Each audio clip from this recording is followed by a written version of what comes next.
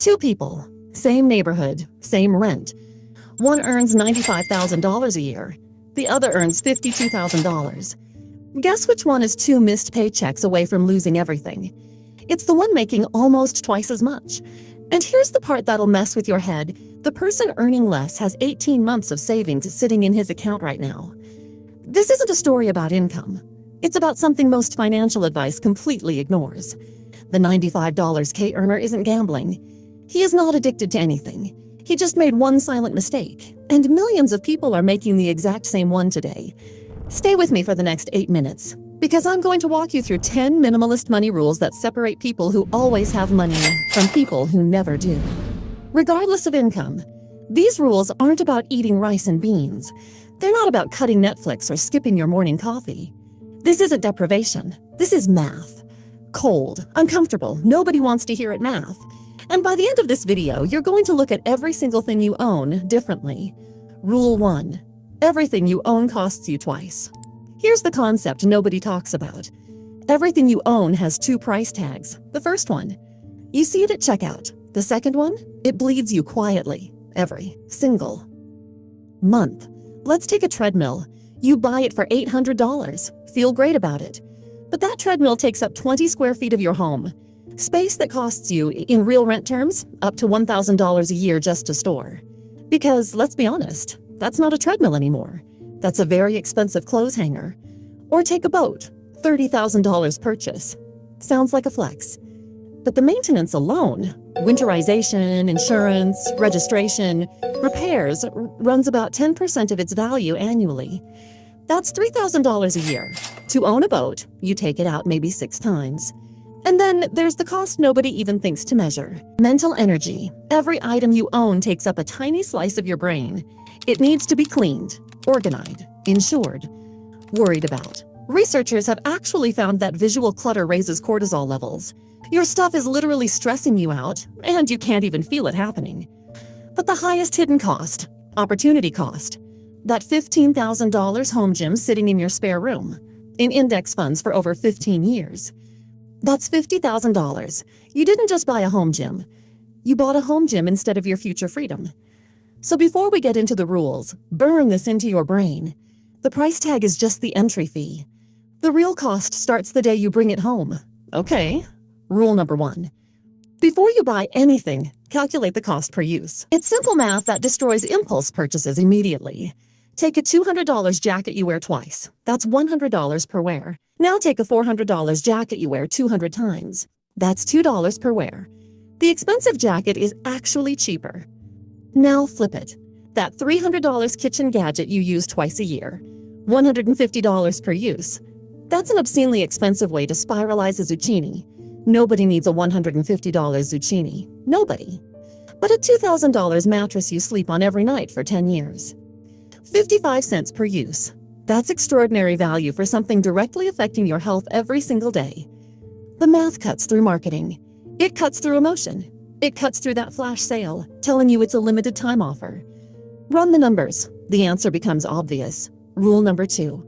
Walk through your home right now, mentally, and ask this one question about everything you see. If this disappeared today, would I spend money to replace it? Be honest. Would you replace the fondue set? The bread maker? The 47 shirts stuffed in the back of your closet with the tag still on? For most of your stuff, the honest answer is no, you would not replace it. It exists in your life through inertia, not intention. These items have a negative value. They cost you space, mental energy, time spent cleaning around them, without giving you anything back. Minimalists call this dead weight, and they remove it ruthlessly. Sell what has value. Donate what someone else could use. Discard the rest. The psychological weight of owning things you don't want. It's heavier than you realize, until it's gone. Rule 3.